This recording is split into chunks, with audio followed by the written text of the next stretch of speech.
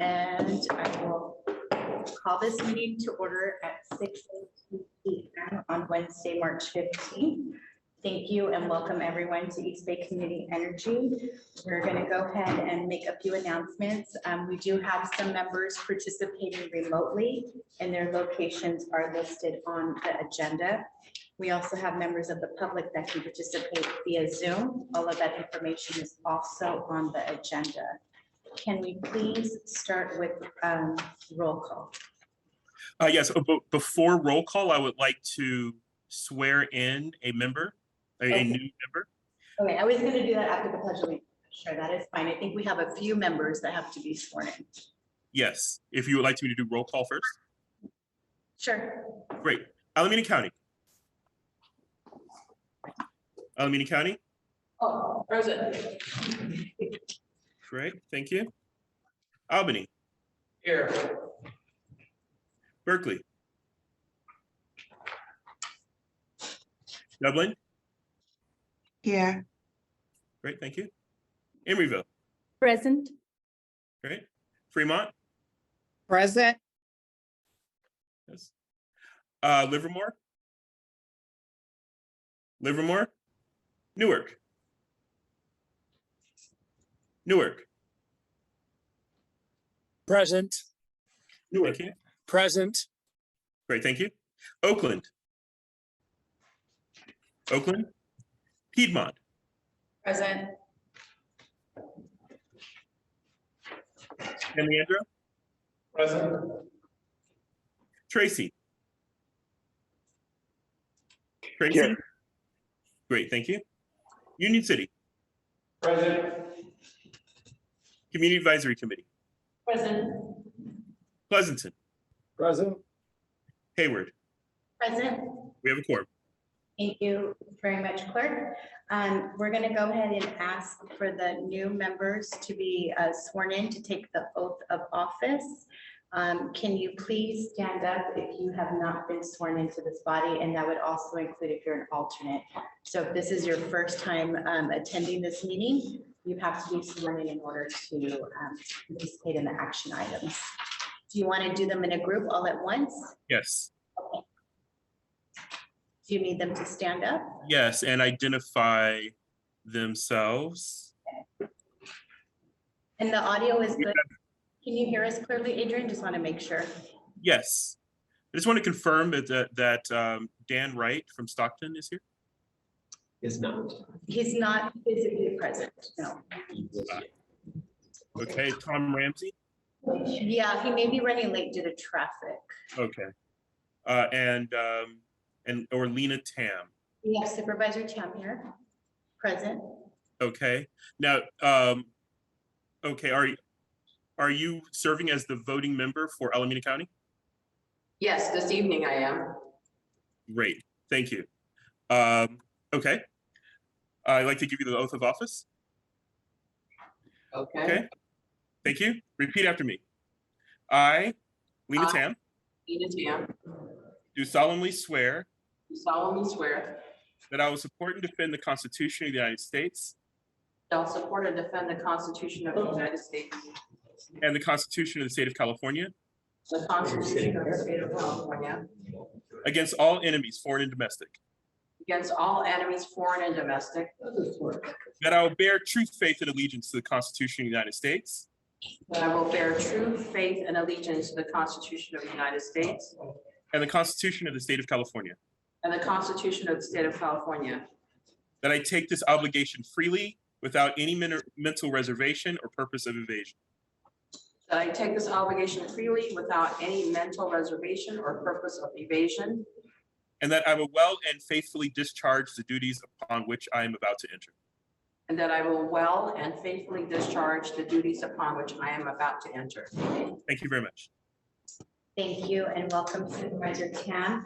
We do have two members that joined us. If you don't mind just stating your name and city for the record so we can make sure attendance is properly captured. Okay, I'm Dan Wright. I'm a council member from City of Stockton, and tonight is my first official meeting, so I'll be sworn in as well.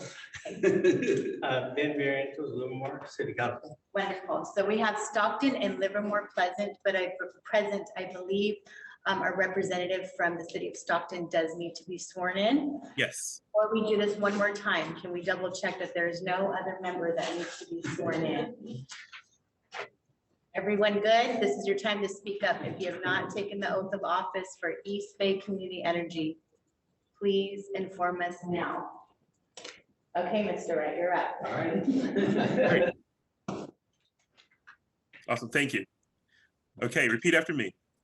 I, Dan Wright, do solemnly swear I, Dan Wright, do solemnly swear that I will support and defend the Constitution of the United States that I will support and defend the Constitution of the United States, and the Constitution of the State of California the Constitution of the State of California, against all enemies, foreign and domestic, against all enemies, foreign and domestic, that I will bear true faith and allegiance to the Constitution of the United States that I will bear true faith and allegiance to the Constitution of the United States and the Constitution of the State of California, and the Constitution of the State of California, that I take this obligation freely without any mental reservation or purpose of evasion, that I take this obligation freely without any mental reservation or purpose of evasion, and that I will well and faithfully discharge the duties upon which I am about to enter. and that I will well and faithfully discharge the duties upon which I am about to enter. Thank you. Thank you. Thank you, and welcome to all of our new members. We do have many new representatives on this body, so thank you so much for your willingness to serve on this entity. We'll try to bring everyone up to speed, but we just want to acknowledge we do have a lot of new members.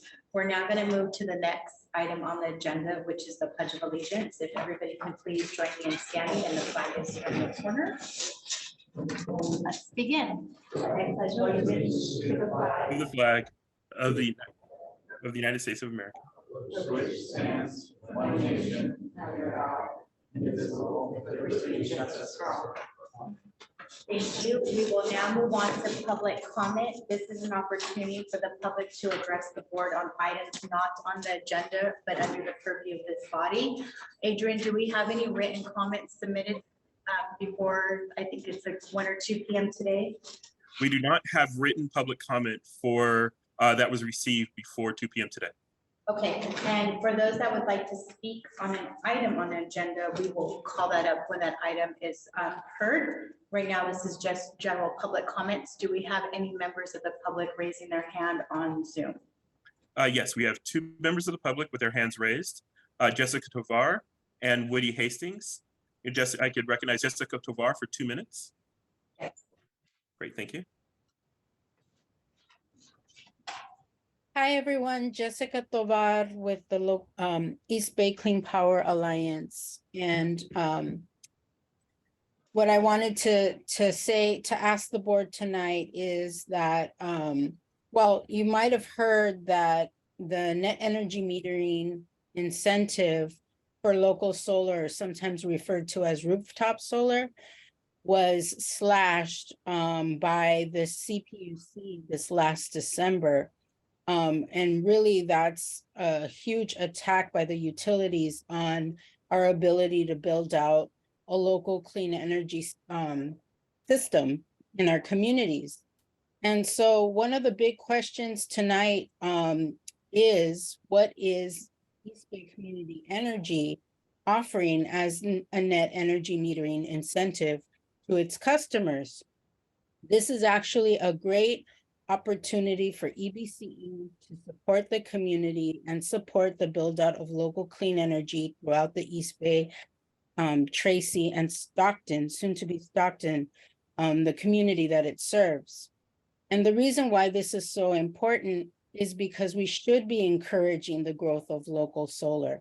A lot of what EBCE is really focusing on is what we describe as solar farming and big storage. And a lot of this is outside of our communities. We need to really create more jobs at a local level, but also reap the other benefits of a local clean energy system, like improving health, reducing pollution, creating more jobs here in the community. And so we need to know from EBCE what kind of net energy metering incentive you will offer, and it should be at parity with the net energy metering 2.0. Clean power to the people. Great, thank you very much. Woody Hastings, you're recognized for 2 minutes. Good evening. Can you hear me? Yes, Great. Hi, everybody. Woody Hastings here with the Climate Center. The Climate Center is a statewide nonprofit organization working on reducing greenhouse gases everywhere, starting in California. And I'm really just chiming in. This is kind of on the agenda, but I think not. But just really chiming in just to congratulate Council Member Wright for his swearing in, joining as a board member of East Bay Community Energy. Congratulating Councilmember Wright, congratulating East Bay Community Energy and the city of Stockton. I'm really happy to see this happen. I first sat down with Councilmember Wright way back in 2016.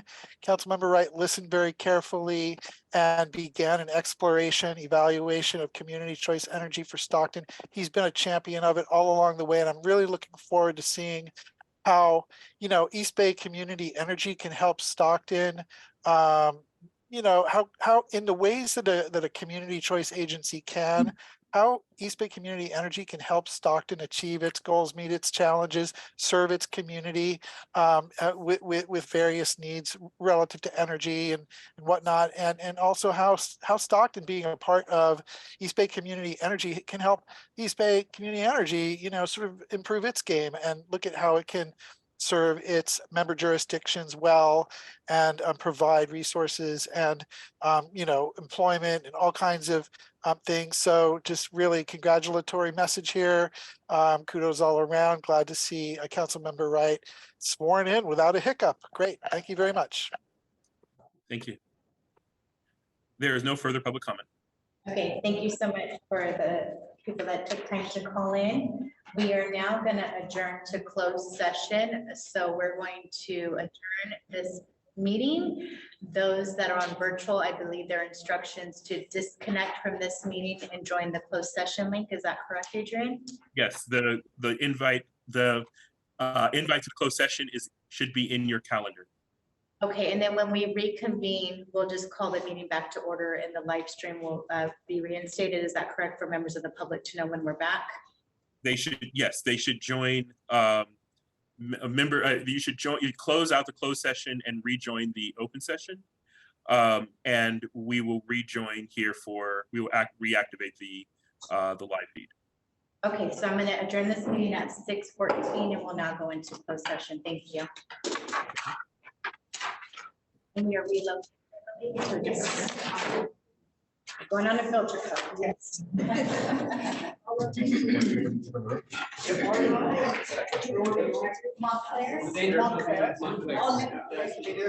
Yeah. Take your time.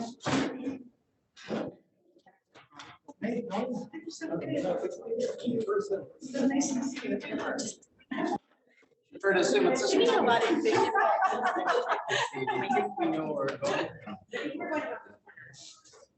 Yeah, go do this thing. I'll catch up with you. You may not want to leave I don't know if anyone's going to be here. You may not want to leave your. I will be here. The only thing that might happen is that I might get water. Someone's gonna be in this room? Marissa, will you be here?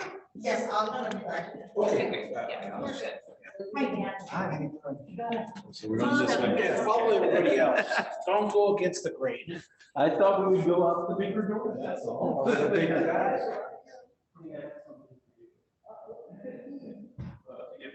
Yeah. Form 700, signed oath and my W. Thank you. Hey, I'm back. Okay.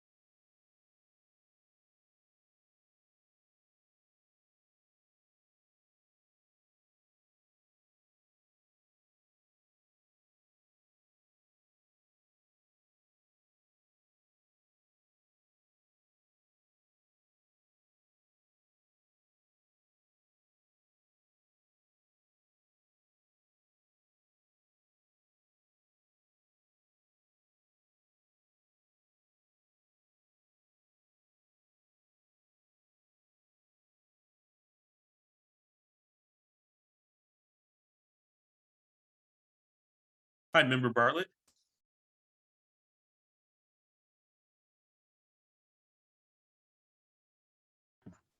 Yes, hi. I was just checking in. I couldn't hear anything. Yes, we're in closed session. I sent, you should have an invite in your calendar or email. I can send it to you now if you'd like to join the closed session. Oh, yeah, sure. A separate link. Okay, sure. Yes, it's a separate link in your calendar, and I am resending it to you now. Okay, thank you.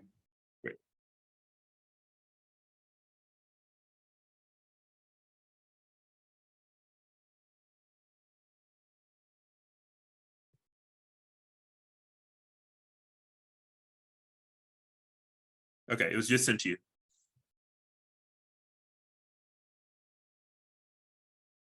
And please log off of the open session and log into the closed session using the credential I just sent you.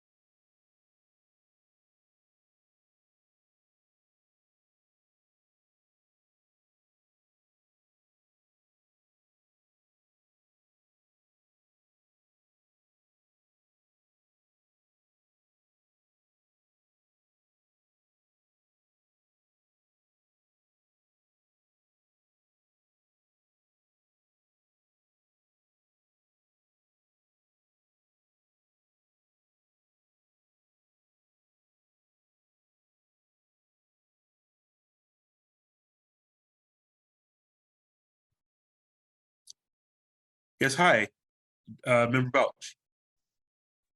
They're coming back from closed session now, Adrian. Great, thank you very much.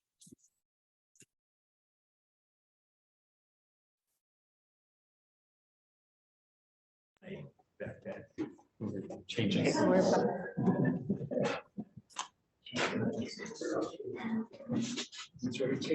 see that sheriff on the other side. Yeah.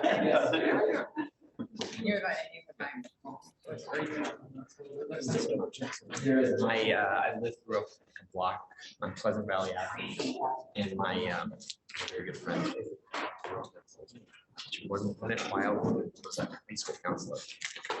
So.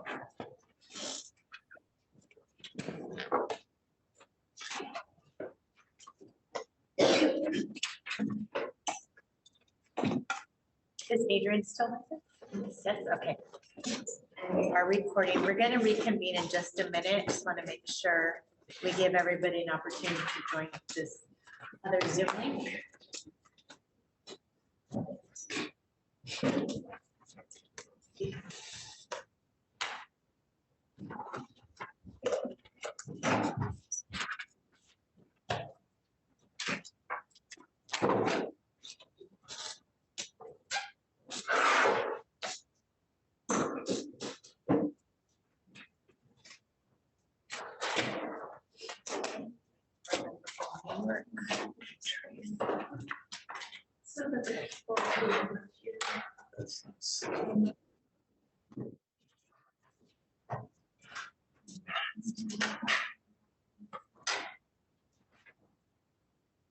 We're just waiting for our member from Tracy. Yep. Okay, sorry. That's okay, in Emeryville. Oh, Emeryville's here, thank you. Okay, I'm gonna go ahead and reconvene the meeting. Is Ender here? Just before I get started, sorry. Adrian, is Ender joining us? I do not see Ender unless she's, Okay, I'll give it another minute. Council, sorry.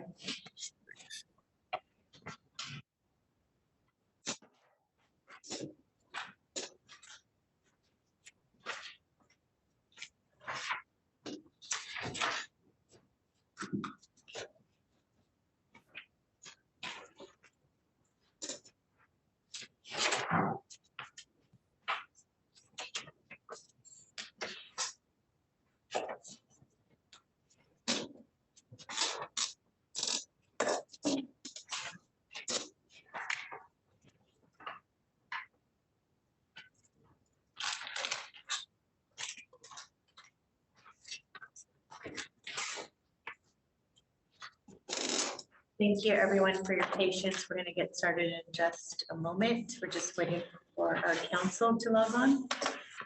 She's on. She's on? Okay.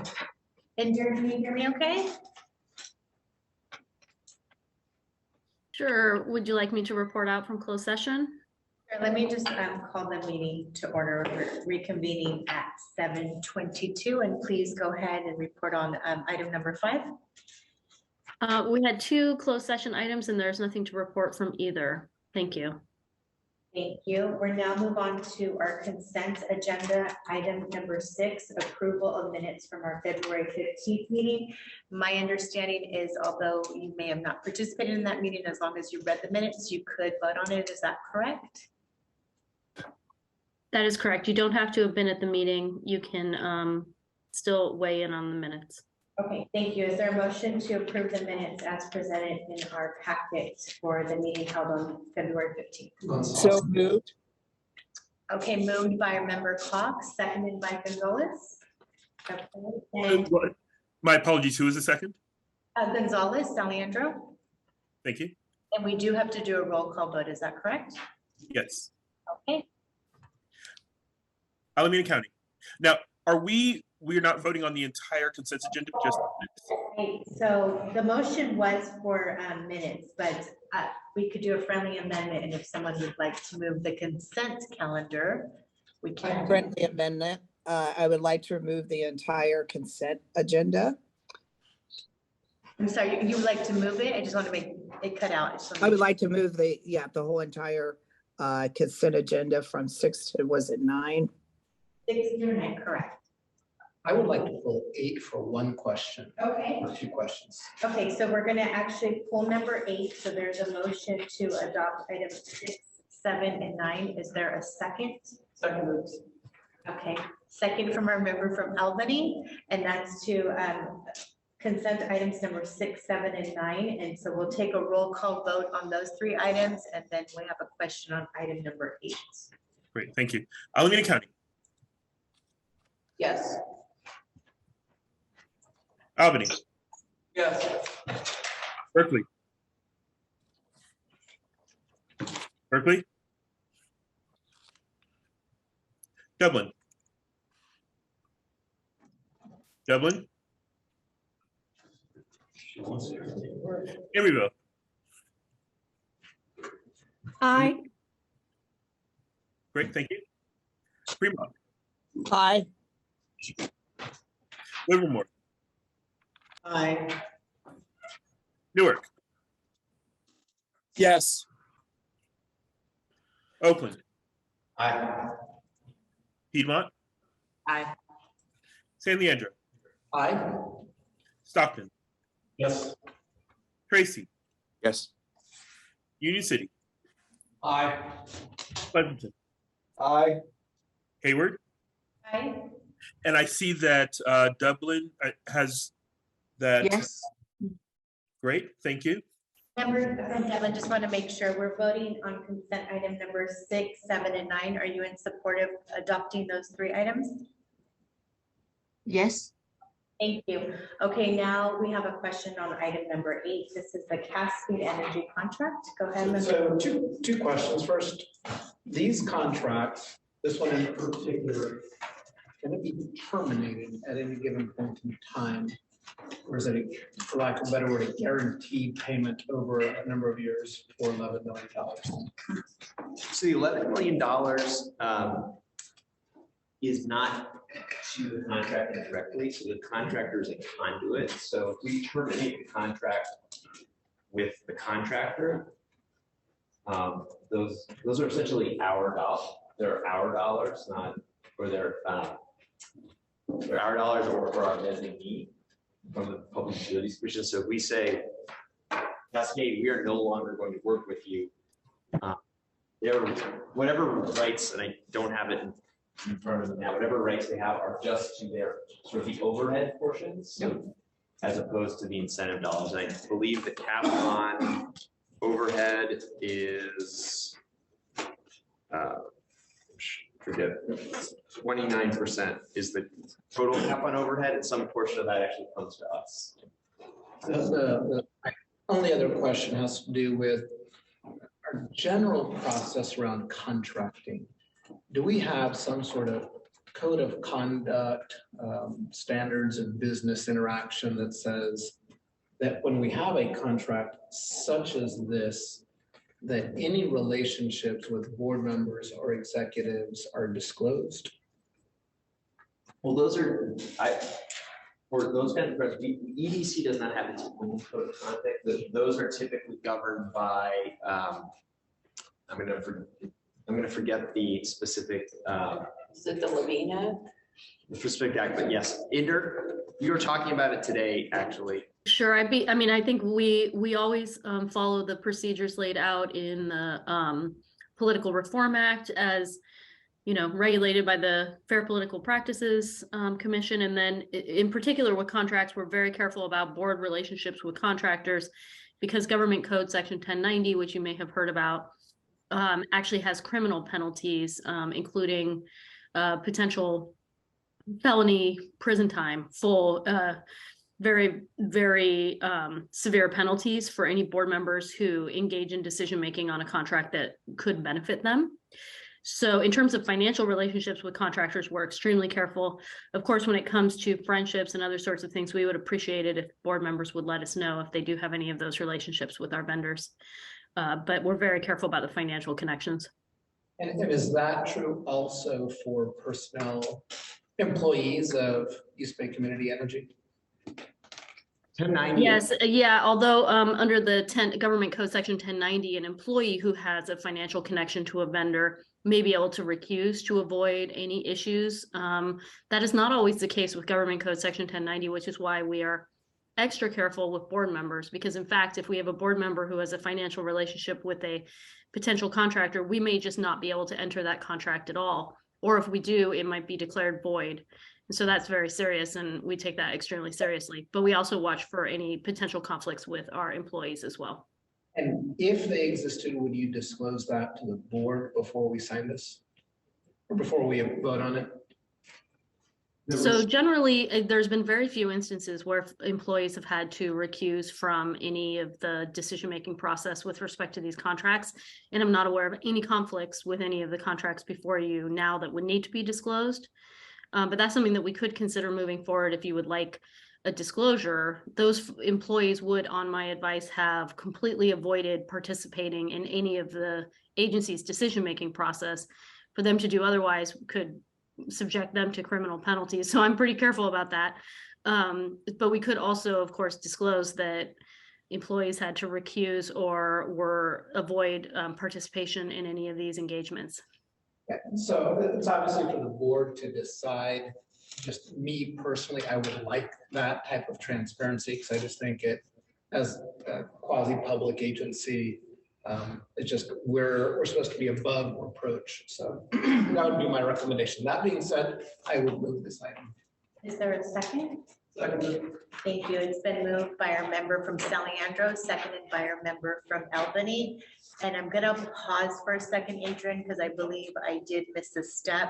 I want to make sure there were no public comments for items number 6, 7, or 9. So I apologize, I got ahead of myself, but can we check to see if there are any public comments on those 3 items? We do have one member of the public with hand raised. Okay, I'm gonna recognize them, but I want to see if they want to speak on one of those items or if it's for a later item. So if you want to speak actually on items 6, 7, 8, or 9, this is your chance to do so.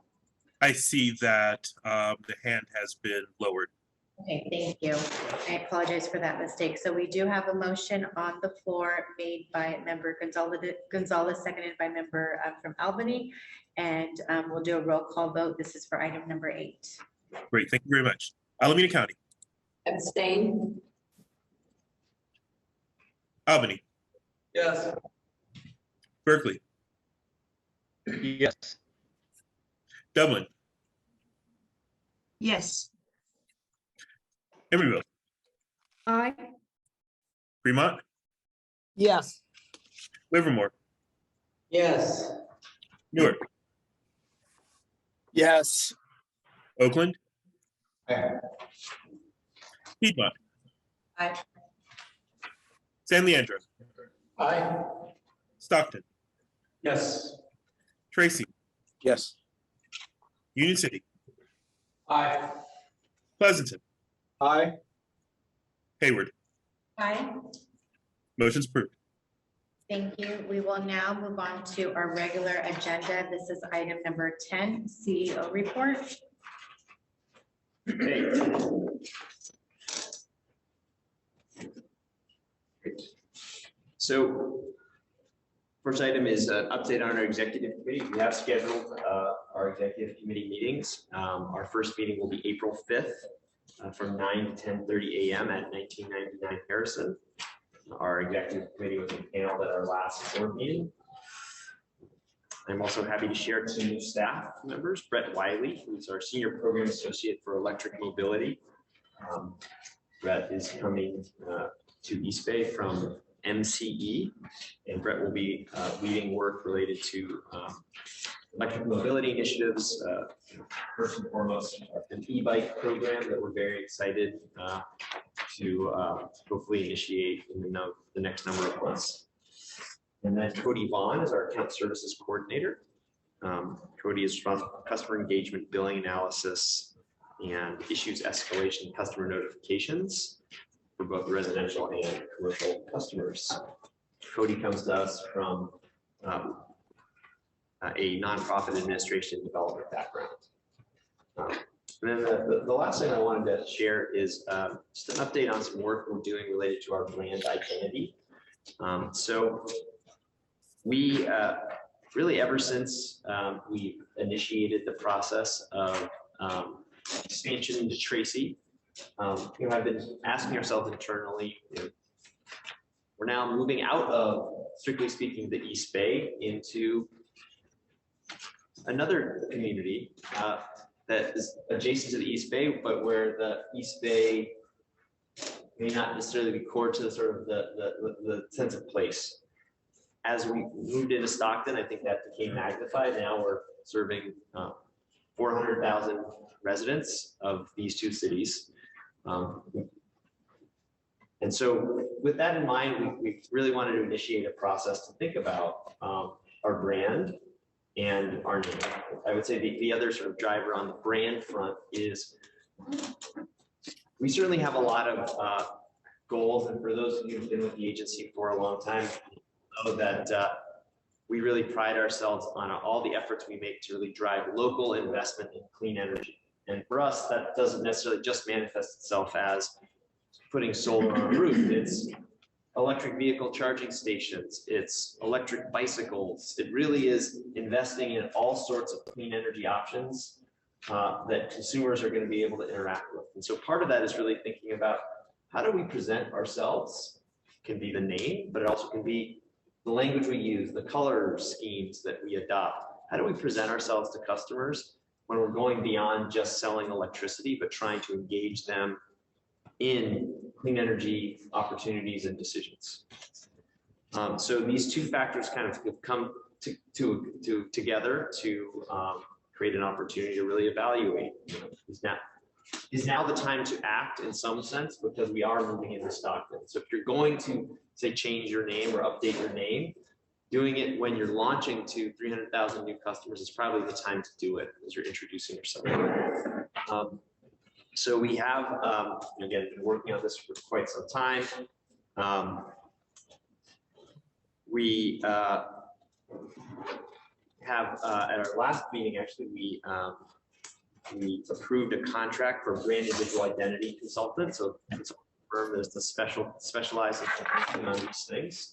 And we've been doing really since February, various levels of engagement. So we've impaneled 2 ad hoc committees, one of elected board members and another of our CAC board members who have had conversations with us about this process and provided feedback. And we've also been doing survey work. So we conducted an extensive survey in Stockton and Tracy, 400 respondents.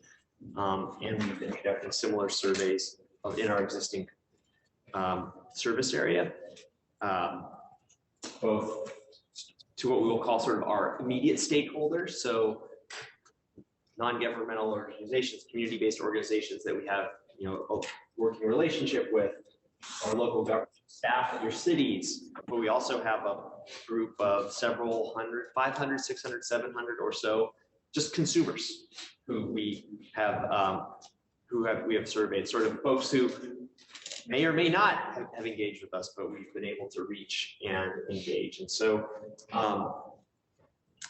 that work is ongoing. And our expectation here is in April, we'll be coming to the executive committee for sort of our first sort of formal board presentation. I believe we're working on other ad hoc board meetings as well, or sort of follow-up meetings with the ad hoc groups over that same time frame. Okay, do we have any questions, comments? Okay, any public comments on the CO report? We have one member of the public with hand raised. Okay. Go ahead and recognize Tom Kelly for 2 minutes.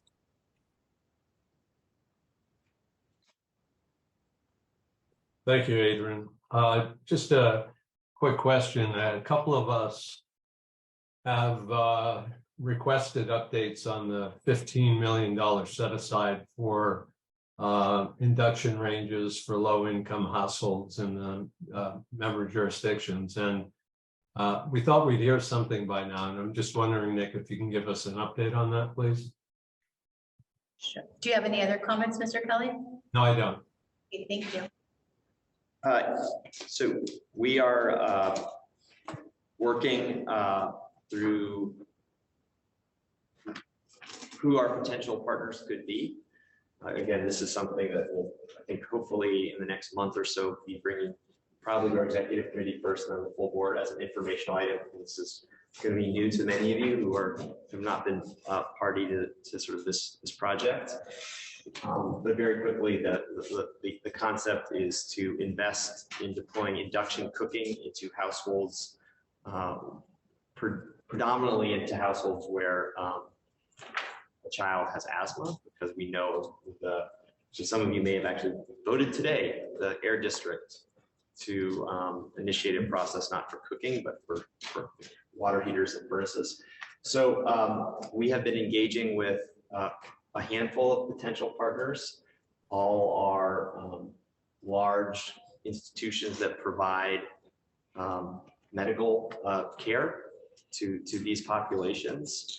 We are, as part of this, also exploring potential to participate in an existing initiative that is active actually in Stockton, in San Joaquin County, but particularly focused in Stockton, that is being run through the Lawrence Berkeley National Lab, but with funding from the California Energy Commission to install induction cooktops in households where a child has asthma. And that partnership in San Joaquin is with San Joaquin Health Agency, I believe. So we're exploring that as sort of a starting point to sort of get a better sense of some of the methods and approaches that are already out there. And then, yes, we're exploring the right partners for us to bring this program locally. I think when we think about exploration, it really is, we are looking for someone to come with a fairly significant wherewithal and commitment. The direction we've received from this board is to really focus our dollars on the installation side of this project. So we are not going to go and acquire the household or the consumer. We are looking for what we'll call referrals from, a hospital or a physician that may have, a patient who has asthma and they have natural gas. So we're really looking for a partner who can bring all of the sort of funding and all the pieces necessary to sort of have the infrastructure to give us those referrals. Once we have the referrals, the direction we've gotten from the previous board was that's where our dollars are best spent. Say, send somebody into that house, do an assessment of, okay, the electrical, we got to invest in the electrical, or it's this model of induction, not that model of induction because of the way their stove, it's a cooktop, not a stove. They're going to be those considerations. And then that would be sort of our role. And then ideally this partner also is conducting ongoing research to demonstrate that, hey, this intervention actually is providing real benefit, because the goal is to demonstrate this as a scalable solution such that, in the future, hospital systems, insurance systems, public health agencies, this becomes a normal part of their work. Hey, somebody's coming in. If you have gas in your home, we're going to write a prescription to make it electric. Thank you for the update. Any other questions or comments at this time? Okay, seeing none, we're going to move on to agenda item number 11. This is Community Advisory Committee report, and I'll recognize our Chair Eldred. Thank you, Chair. So the Community Advisory Committee did meet last Monday. We didn't successfully meet quorum, although a few folks had problems finding locations that they could notice from in their jurisdiction. So while they were available, they did not have the ability to actually participate or vote in the meeting. And so if you have not met your CAC member yet, please meet your CAC member and connect with them and see if you can help them find a place to notice from if they haven't identified one yet. Because of the light agenda this evening, we did request an overview of the power procurement presentation that was already prepared and presented to the board earlier in the week, but with a very, very pared down version of it, really just looking focusing on slide 22, which is the emissions factors for our energy, as we receive a very significant number of public comments and CAC concerns on that.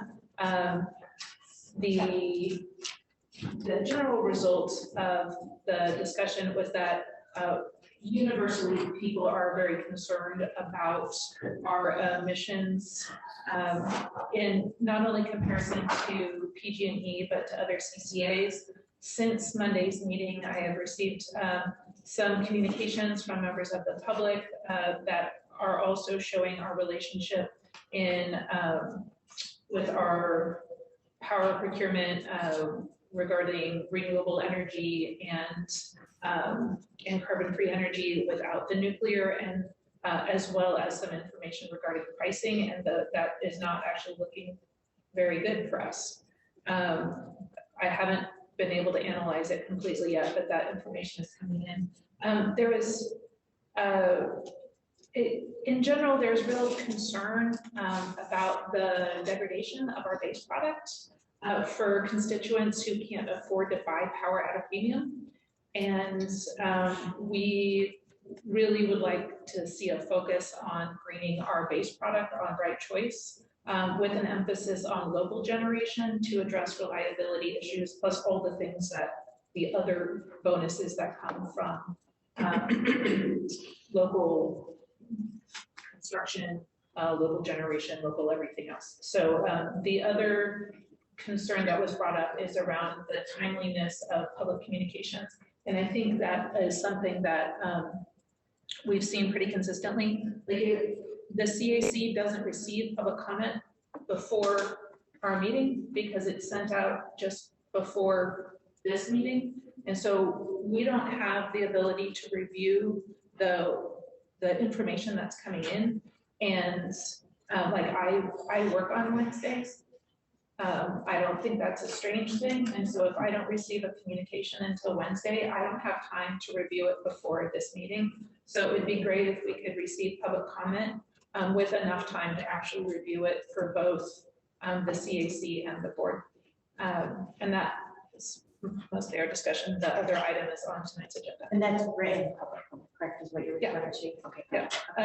Emails, letters, memos, requests, and public comment that's submitted. We don't get it before our meeting. So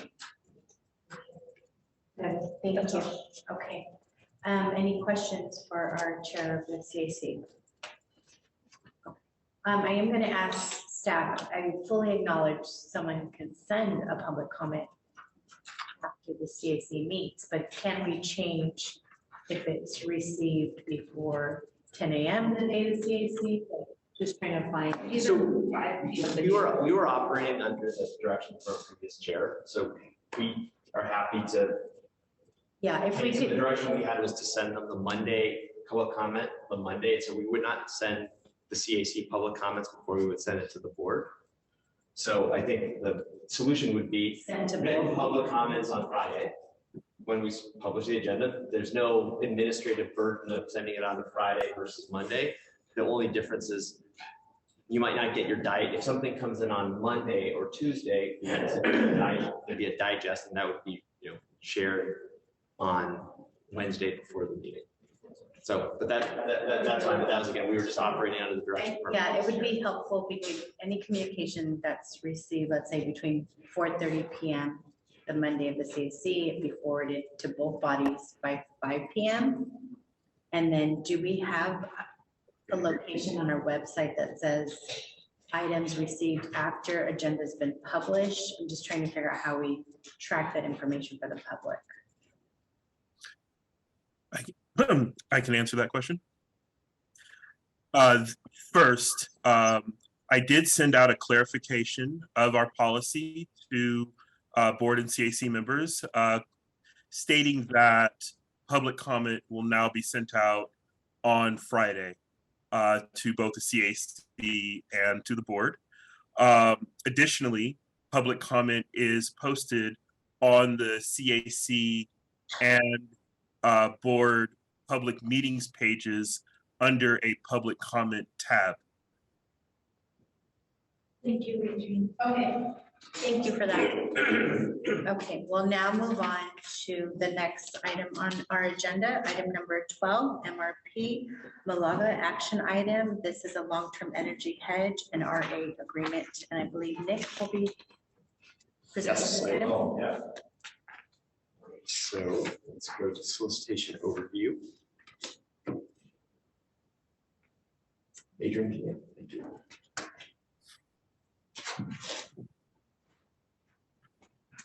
So this is a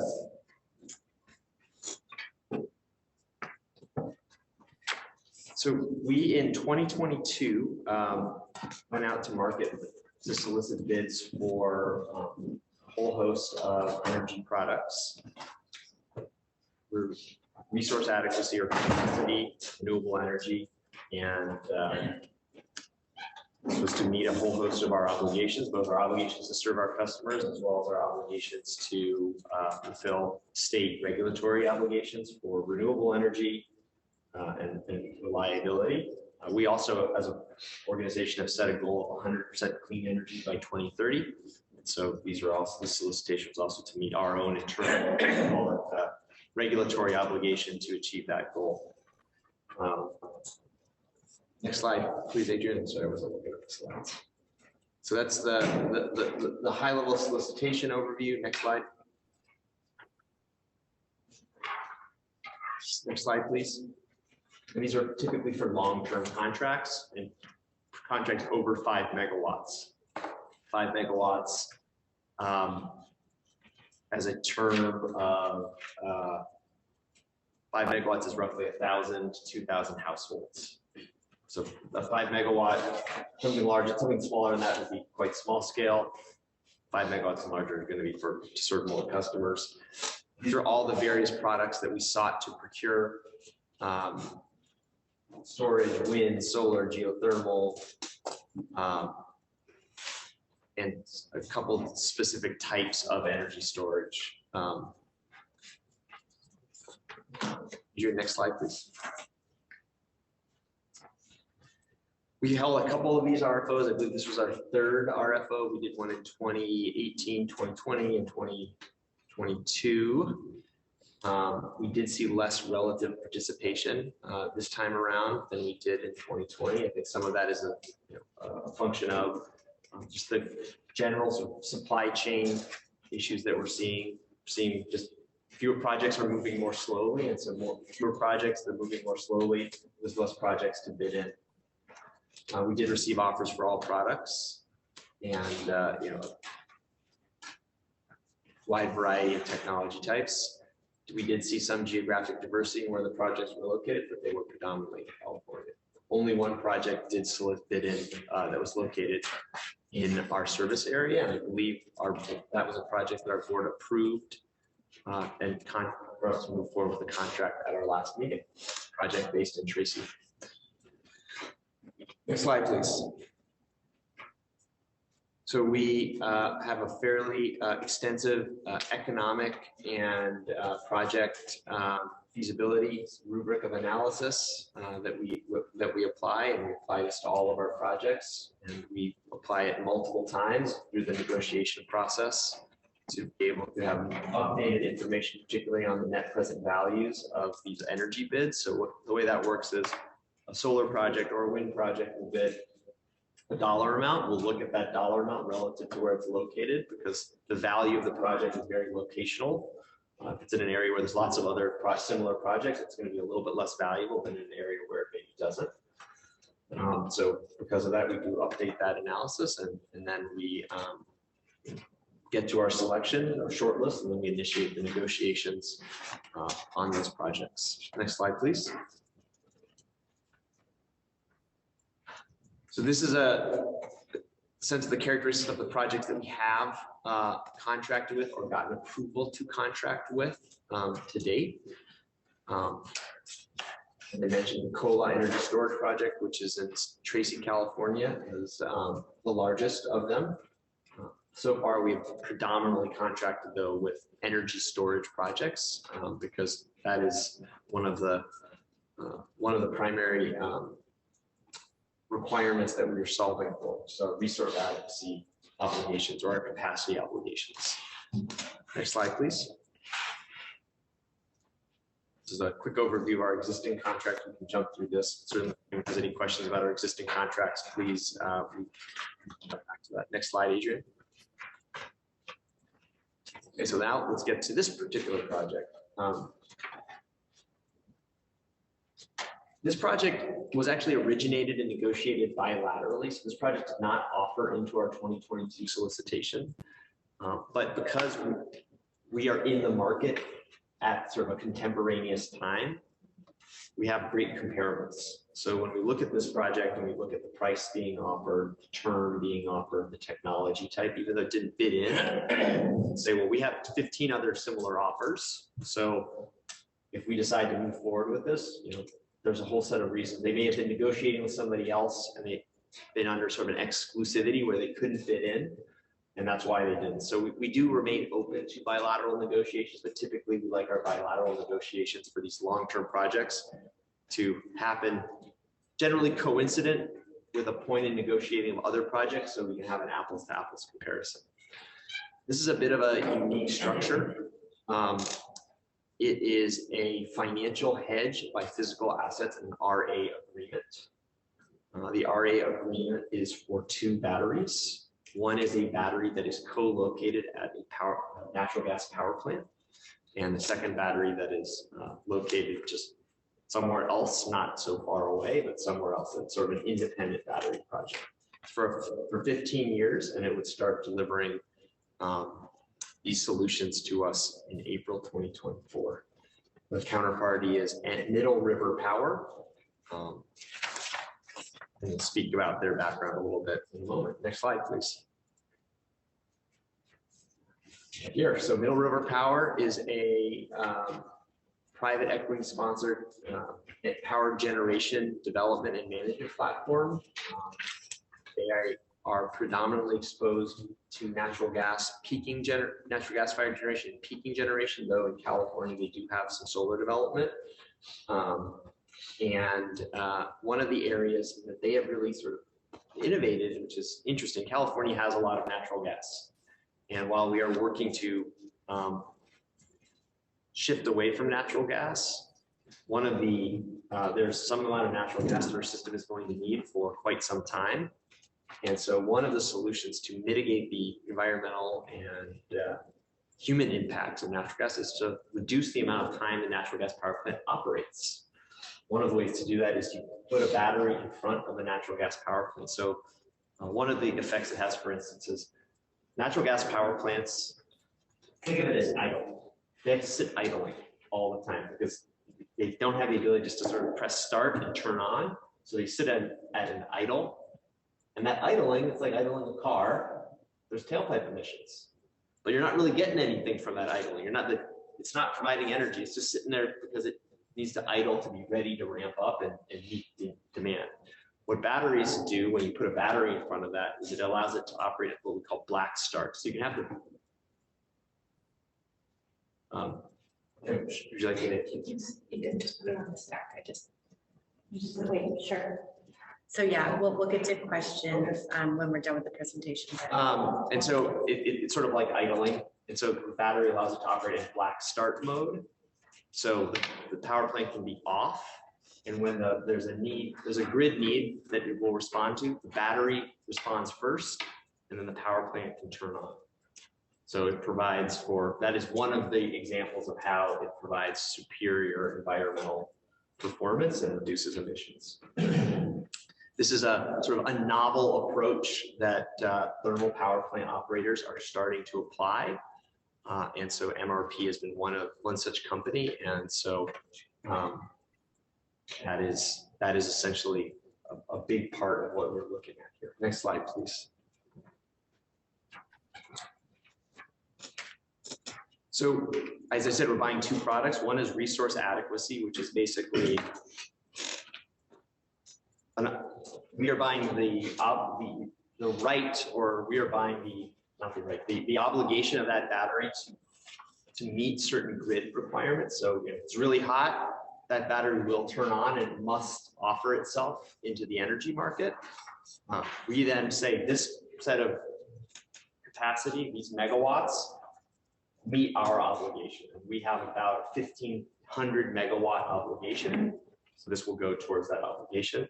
We're also buying an energy hedge. So we're not actually buying natural gas or emissions. We're buying a financial insurance product against essentially power prices when they reach a certain level. The MRP Pacifica, I believe that's the name of the power marketing. They will provide us an insurance product. So when power prices go above a certain level, or when demand rises above a certain level, and our existing portfolio is not meeting it, this insurance product kicks in and limits our exposure to high prices. Next slide, please. I don't think this is super relevant. This is just a general slide we have. Next slide. So we are in the process of negotiating, finalizing the negotiations of this contract, and we're going to seek to execute it. This is a project, if we do move forward with it, we will be using as a sort of critical part of our strategy to fulfill our reliability obligations to the California Public Utilities Commission. Next slide. That's it, right? Appendix, anything further? One more? That's it. Okay, thank you. So we're gonna start with questions first, and then we'll go to public comments. I'll recognize Chair Eldred, Member Kendall. Thank you. And thank you for the presentation. Oh, it's really interesting to hear from different perspectives. Like we had Marie present to us on Monday. She's just really amazing. So I just want to get clarity between the kind of differences between the two. She stated that we would not be buying power from that gas plant, that when the plant runs, that we would not be putting that energy into the battery, that we the battery was separate, and that what we're doing is filling, like energy arbitrage, we're like filling the battery at night when the power costs are lowest to release during peak periods, which makes complete sense. But there was a lot of assurance that we were not buying power from that plant. That's right. We're not buying power from the plant. So we're buying resource adequacy, which is this, we're fulfilling this regulatory obligation. And then there is a financial hedge or a sort of insurance, essentially, that we're buying from the power marketer that is then using these assets are generating the revenues that are going to stand behind the insurance product. Okay.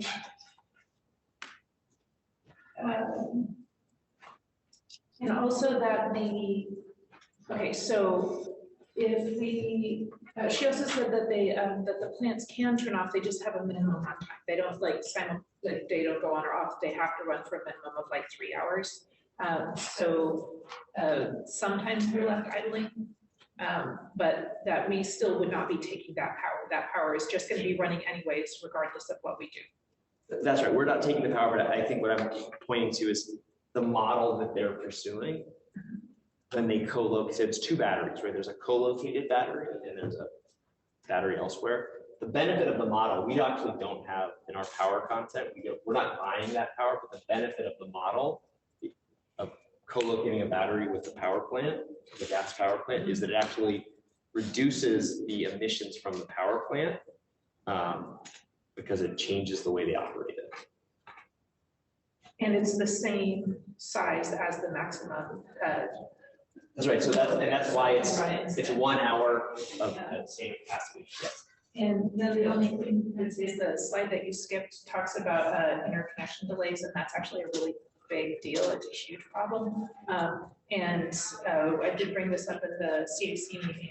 I'm also on another body, and MTC and other area bodies are looking at legislation to address these massive interconnection delays. Because it can be a year or two, 10 years in some of the areas. So we can create all the things that we want, but we can't get it onto the grid. And so it's a big, massive issue. And we're strongly encouraging EBC staff to connect with some of the other folks who are looking at taking these legislative efforts out of just city and county and really looking at regional efforts. We're actually, I think to that point, we have been working with a coalition. I think in the next week or so will be this will be coming out, but a coalition that's going to try to daylight interconnection. And actually the interconnection issues that we're most concerned about, I would say, yes, we're very concerned about the ability to connect our solar and wind plants, but the connection issues we're most concerned about are the housing connection issues that so many of your cities are experiencing.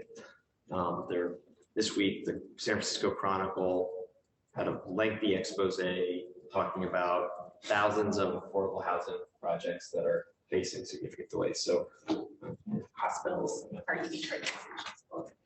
Those were my clarifications. I'll wait. Okay. Comment after. Okay, thank you. Do we have any more questions? Sandra? The contract is specifically with Pacifica Marketing LLC, correct? yes, And that's the legal entity that holds the gas peaker yes, and the batteries. yes.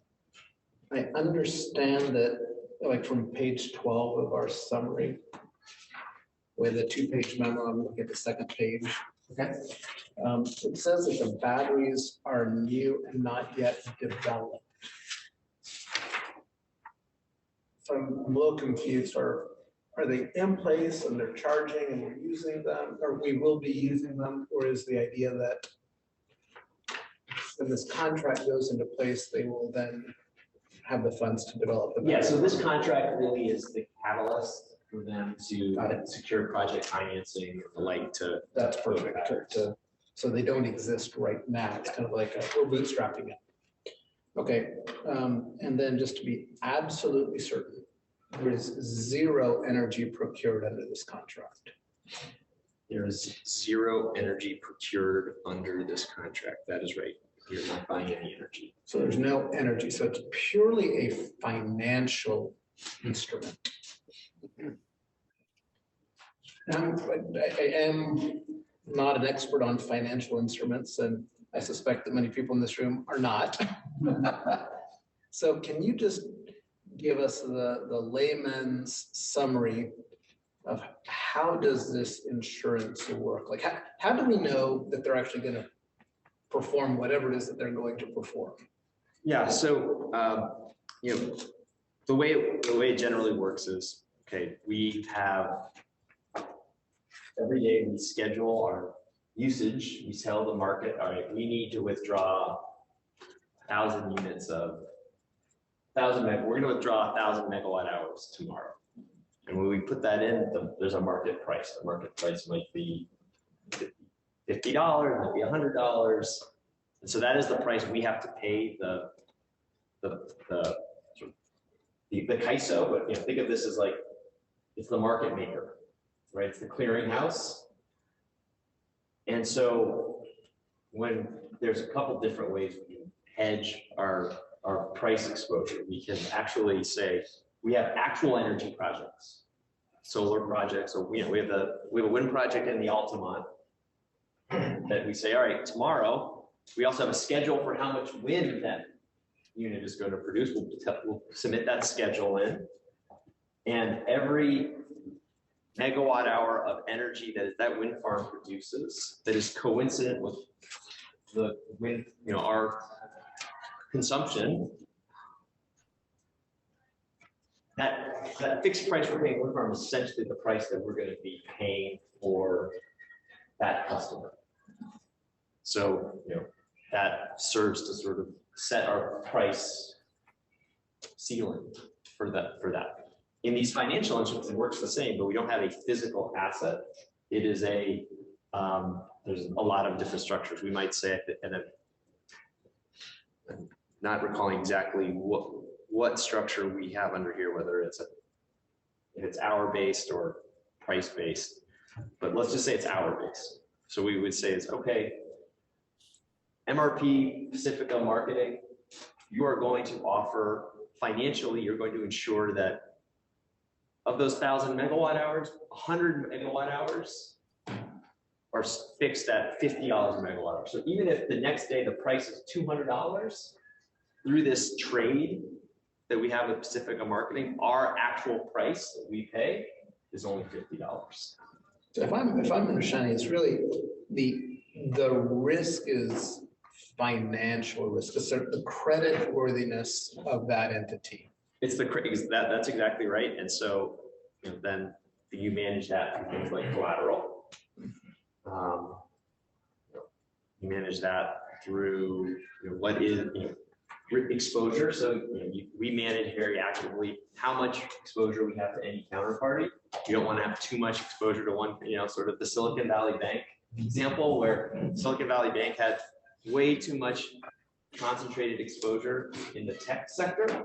So in once, so we don't, for MRP, we would look at this deal and say, okay, well, we may not be able to do any more deals with MRP because, they have sort of reached their credit limit for us to feel comfortable. Now, one of the benefits of contracting with a power marketer like this that has a physical asset backing it is there's a physical asset. So they go down, there's still a physical asset that you have rights to that's still going to be generating revenues to stand behind that entity.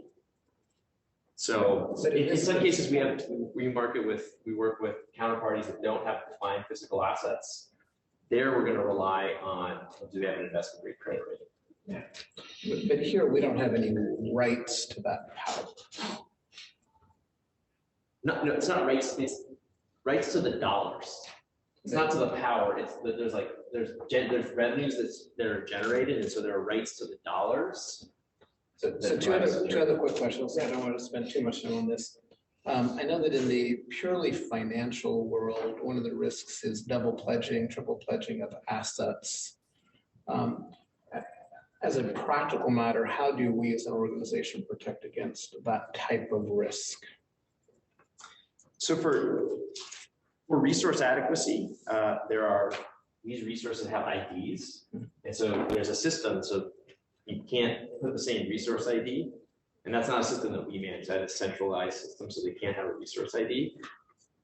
Financially, I guess in theory they could offer hedges elsewhere, though I think we have contractual covenants that manage that to ensure that they're not.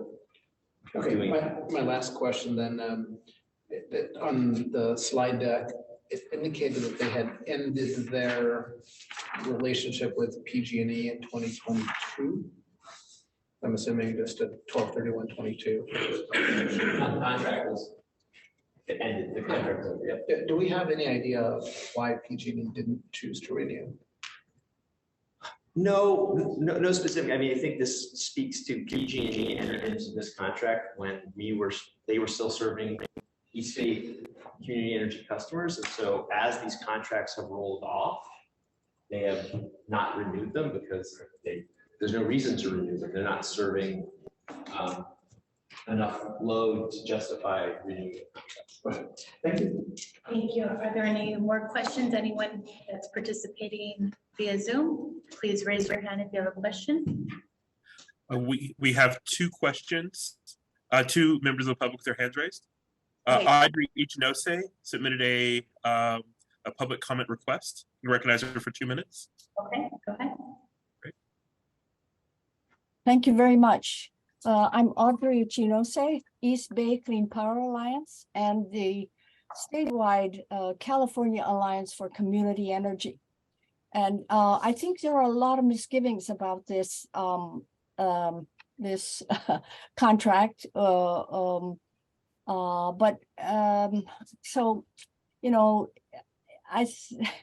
the fact of the matter remains that it supports 15 years of natural gas fueled peaker plants, not for EBCE's own emissions totals, but for the whole California and for the whole effort to fight climate change. But anyway, I'd like to suggest a middle ground. And that is that EB should sign the contract because it's, I guess, conservative and good that way. But at the same time, that EB should undertake 2 actions to signal its pursuit of and commitment to local clean energy. The first concerns Renewable 100 service. The staff, I hope the staff really comes to mount an all-out effort to recruit more customers to opt up. And as an alternative, or could be, an alternative would be for the non-participating jurisdictions to adopt Renewable 100 as their default service.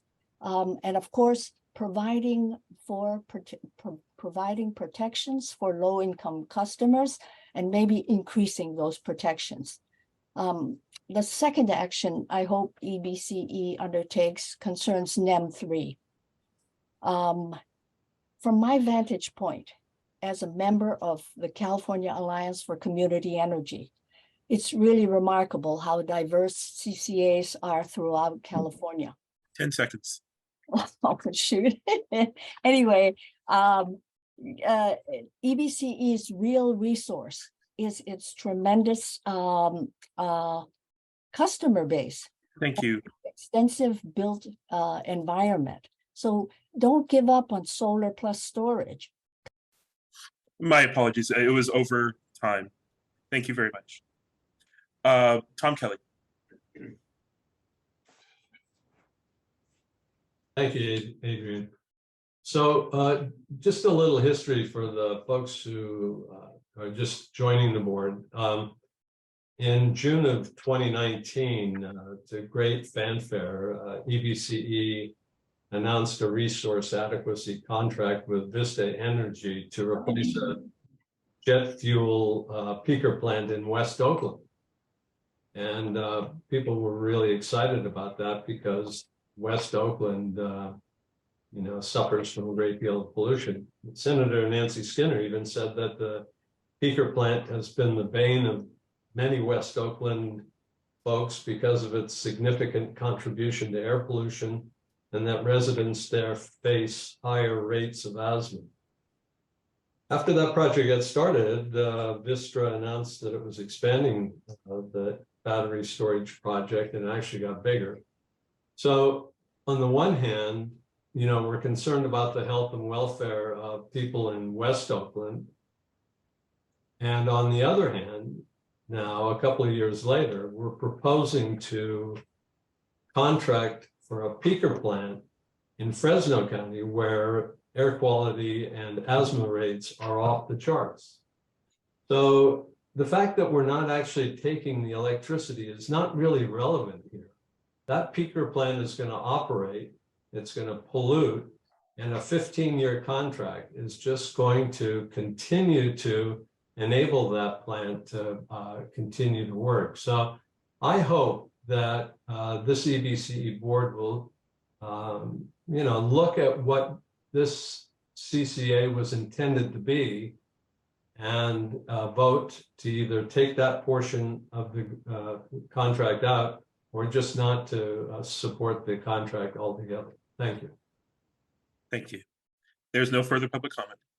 Okay. Do you have a public comment or question? Oh, my apologies. Just a second, hold on. We have another public commenter? Yes. Okay, we'll take the public comment and then the CAC. Great. Thank you. Jessica Tovar, recognized for 2 minutes. I'll be very brief. I just want to emphasize that EBCE really needs to refocus, recenter on what the original mission of the program was. And it really was to do a lot of local investments, right, in the territory that it serves.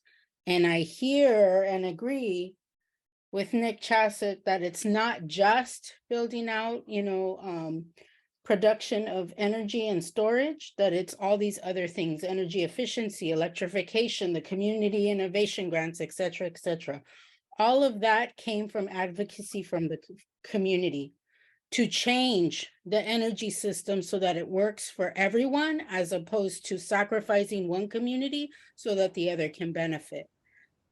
And so we need to reground in doing more local investments, and that does include building out local solar and storage in the East Bay, providing net energy metering incentive so people can do that, providing a municipal feed-in tariff and a feed-in tariff to encourage community-based organizations and other innovation of like solar co-ops in the community to power the East Bay. And EBCE could be buying that energy from local innovators. This is about changing the energy system, not repeating the patterns of environmental injustice. That's it. Thank you. There's no further public comment. Thank you. I'll recognize Chair of the CAC. Thank you. So this was the other item that the CAC heard. There was a motion to support the staff recommendation that did fail. There were 2 yeses, 2 very reluctant yeses, and 4 abstentions. And there was really good discussion on that. There was universal support for the battery portion, like universal support for the battery portion. That's a really great idea. There was real concern about using our ratepayers' dollars to prop up a gas plant, whether or not we're really buying the electricity. We're still giving them a payment every month that makes them more financially viable, especially when that gas peaker plant, which we did have so much, Tom was really spot on with that, so much fanfare about how terrible gas peak plants are, the pollution and harm they're causing in West Oakland. And when you couple that with the power procurement presentation that was brilliant at the special retreat, and that slide that showed us how much of our state renewables are being curtailed right now, it seems like there may be another option to help capture and save some of that curtailed energy. And several people brought up the very serious both environmental health and environmental justice concerns about propping up a gas peaker in a place that is really carrying a disproportionate burden of air pollution. So it's not our community, but it's still our community. And so that is the CAC discussion. Thank you. My apologies. There was one more public comment. I did not see that. Give me just a second. We do have a member that's physically present that would like to make a public comment. So I'm going to recognize that member. You can come up to the podium and then we'll still do public comments for those that are participating virtually. But please just. Yeah, Ed Hernandez, a member of the CAC, Vice Chair, for speaking for myself. In regards to the item, I think it's very valuable that we find our way to resource adequacy, but we're not really getting to the root cause, really changing that policy of resource adequacy. We're going to be able to contract locally and not support an entity that doesn't have a path forward to reduce those gas plants. I think we really have to focus on their path to a cleaner environment and really part of them. How do we really support them to help with that future? If we're continuing the gas peaker plants, what's happening? People in Fresno are going to be dying sooner. And then can we control that or not? Because we're not physically getting control of the asset, but we are investing the community's dollars in that space. We do need battery storage. We're doing a lot of good work in that space. But do we need to support a gas peaker plant? Because we did shut down the one in Oakland. We were very proud of that. But is there a path to conversation to do that in Fresno? I think that's part that's missing. Thank you. Thank you for your comments. They'll go back to public comments for those participating remotely. How many speakers do we have, Adrian? I wanted to give Ed Hernandez the opportunity to speak. Okay. And so anybody else? That's it? Nobody else virtual? Yes. There's no further public comments. Thank you. Okay, I'm gonna close public comment and then now entertain a motion. And just remind everyone, we could have a motion just to further enhance the discussion. So is there a motion? Yes. I do have a follow-up question. The CIC representative mentioned separating out the peaker plant aspect from the battery aspect. Is that an option that we should be talking about? It's not a commercial option on the table. I think this is a kind of a structure where the counterparty has brought this as an offer. I don't believe this is a parse this, parse that opportunity. I will also say this is an operating peaker plant today. Without the benefit of this battery that is going to significantly reduce the emissions that it's producing. And so this is part of the transition that we're going through. We are going through a transition. It's a hard transition. And I think this is a really important incremental step that this operator can make, and a step they would not make but for the actions of EBC to support these batteries. Oh, go ahead, member from Oakland. A couple questions. Thank you, Madam Chair. So is this power plant, is this a combined cycle power plant, or is it older, somewhat dirtier power plant? Natural gas power plant? I believe it's a combined cycle plant. Howard, is that? I think that's right as well, but I don't have all the details off the top of my head. I think this is a plant that has, it's 10 or 15 years old. I don't think this is a very, very old plant, if I recall. Okay. I don't have that. It's only 10 or 15 years old. I believe that's correct. Okay. That is my recollection. Okay, and second question is,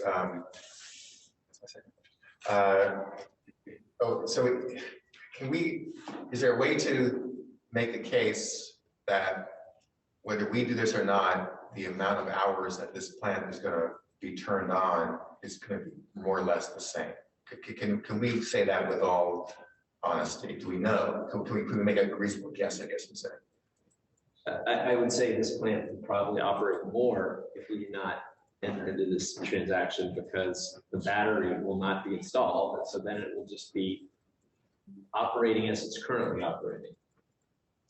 Okay, so there is some opportunity by doing this that help them phase down their natural gas, direct natural gas emissions, related emissions, and transition to something somewhat better. Is that, I mean, that's the that could take a while. That is the premise of pursuing this, is to be able to actually improve environmental performance, not exacerbate the problems.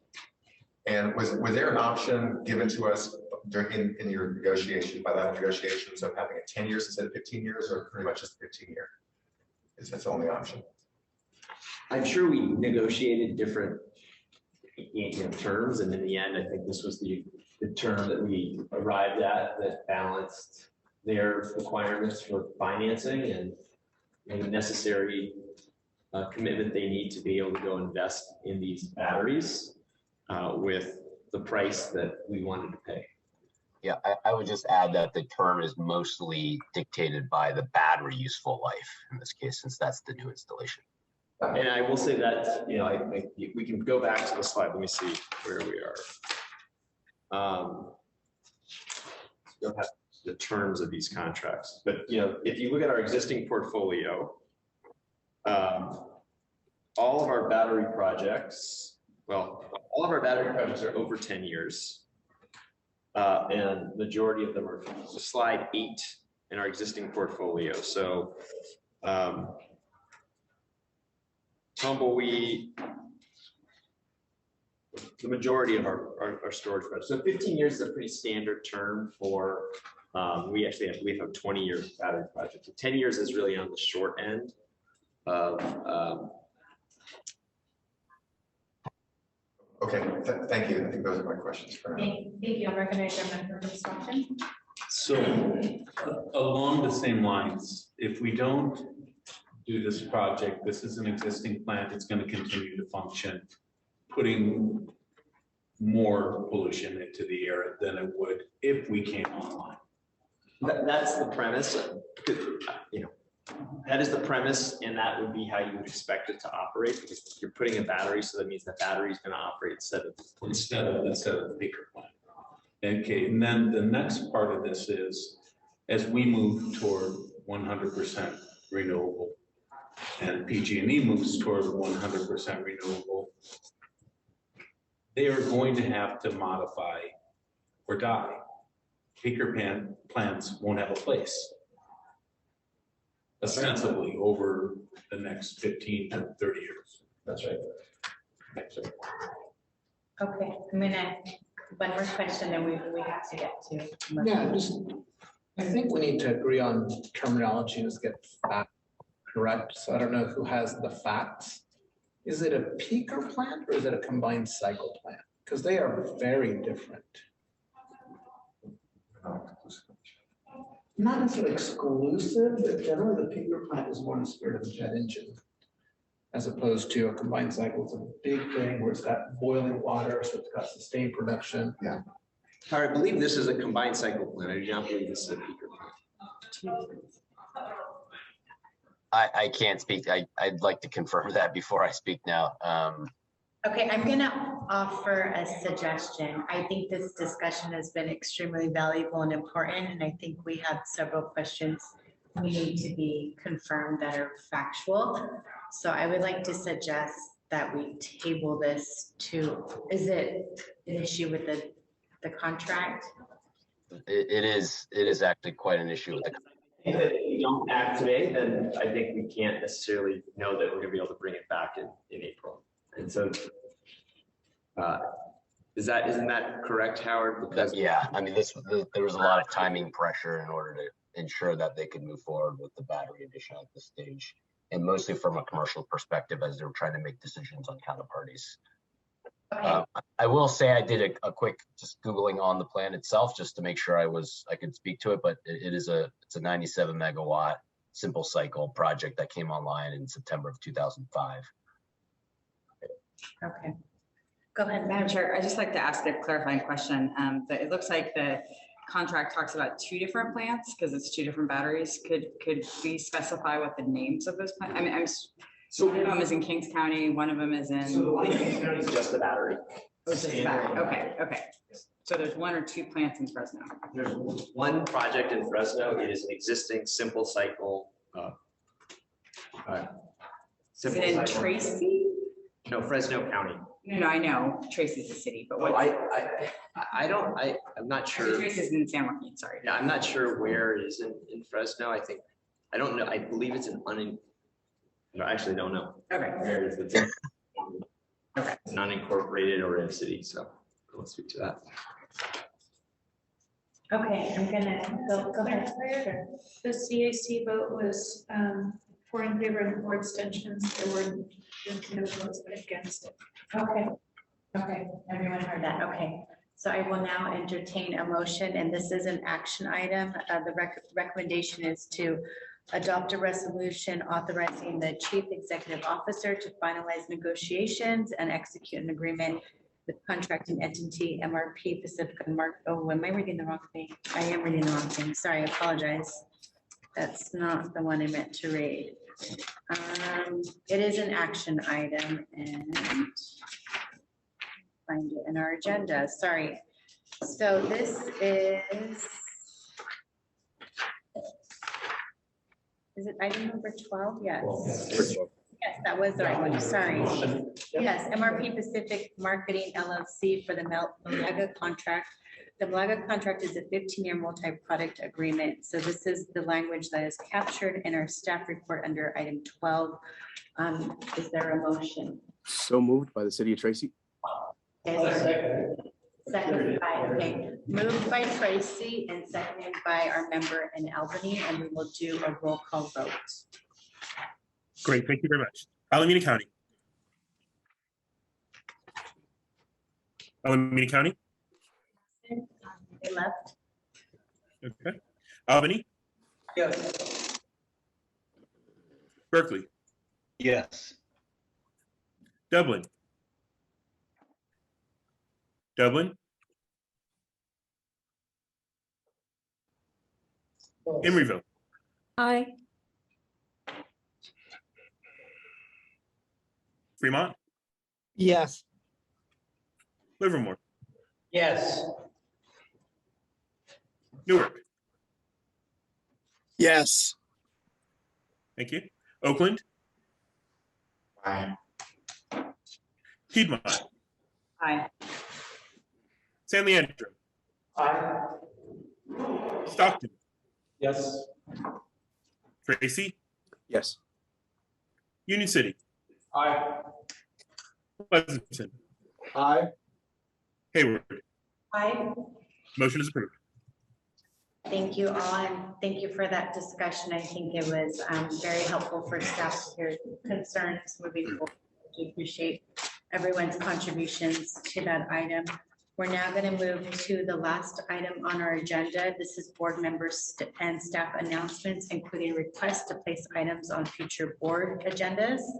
I just want to follow up that we are in the process of determining committee assignments. So thank you to everyone who responded to Adrian's email. I do believe there are some people that still need to respond in terms of your preference. There is an expectation that every member serve on one committee, not more than one, but at least one committee. And also at our meeting that we had last week, there was a request for myself to bring the issue with respect to the content label back. I know that's been a discussion in CAC and here. And so just wanted to see if staff can bring all the new members up to speed and really look at a path forward and how we can get that information. Yep, we will, we are planning to present on that item in April. In April, okay. And then are there any other requests to place future agenda items by members or any announcements by staff? I'll recognize member from San Leandro. I would like to follow up just at some point in the future, not with urgency, this concept of counterparty risk and how we're managing that across the portfolio, particularly when we deal with financial hedges. Separate from that, there's an announcement that today at the Bay Area Air Quality Management District, we voted to approve the regulations 9.4, 9.6 amendments, which would mean that starting in 2027, water heaters will be electric for new installations, and in 2029, home heating will be electric, presumably through heat pumps. And that's, I'm generalizing to be very precise, it's just not producing zero nitrogen oxides. Presumably will probably be met by electricity. The reason I bring it up here in particular is to think that it will continue to have impact on load, and load will continue to grow. So that we need to be modeling and working both us as an agency with them and PG&E, also with the distribution system. So just putting it on people's radar. Thank you for those updates. And also just want to add, piggybacking on the comments you made earlier, if Inder could please prepare a memo to all of the board members in terms of when it would be appropriate to give any disclosures or have to recuse ourselves, just so we all have the same information. And then I want to recognize, I think there was a hand over here. Go ahead. I did. It's just a request for clarification on any other next steps for us as a city moving forward. I know at some point we'll have a member on the CAC, and just a communication if there's any process that we need to follow for doing that. I mean, we also need to designate an alternate for me. We'll go through that process. Thank you. Understood, we will provide feedback. Yeah. And I think at the last meeting, there was also a request of just having a better understanding of the vacancies on CHC and alternates and all that good stuff, but don't want to overwhelm staff. A lot of asks, so we will eventually get to all these items. Are there any other announcements or requests for future items? So I just want to clarify the one that you posed to Inder. My particular interest goes to anything that looks or feels like a conflict of interest, and whether or not it's permitted by law and not permitted by law. I would be particularly interested if family members of EBCE employees are employees at the counterparties of contracts. I mean, to be very... So the way we typically would manage that is through our Form 700. And so, you know, in your Form 700, you have to disclose investments. And so that would typically be where we would formally manage that today, and that I think otherwise we could think about a process for, say, spouses, but we don't have a formal process today to check. It's more just. Well, we do. So most of our management level employees file a Form 700 according to our local conflict of interest code. And your Form 700 has to record all your sources of income. And so you have to record your spouse's sources of income as well as your own, because community property state. And if I have received questions from employees over the years now of representing EBCE. They don't come up frequently. But for example, a prior employee's spouse worked for Google, and the question came up whether or not EBCE could engage in negotiations with Google for cloud services that, you know, are probably offered out on the market without a whole lot of negotiation for any party. And so I am asked to look at those issues occasionally. And in that instance, we just had that employee not participate in that particular contracting, you know, in compliance with state law, just and to avoid any appearance of impropriety. So these issues do come up occasionally, and I am asked about spouses and their employment and whether or not that generates conflicts for employees. So we do monitor those pretty closely. It doesn't come up very frequently, and it's certainly none of the contracts before you tonight have raised any questions that have come to me at any rate with respect to any allegations of conflict. If any board members feel that a connection that they have could give rise to criticism, or they just want to talk it through, I'm here, you know, as the general counsel of the agency to talk through those issues with you. I'm happy to help you with any conflicts.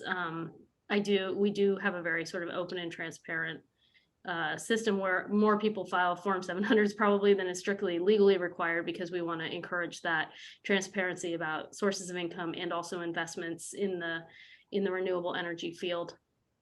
I'm happy to answer any questions. I would appreciate some direction maybe on, if you would like me to prepare a memo, maybe some more direction would be helpful on what it is you'd like me to cover specifically.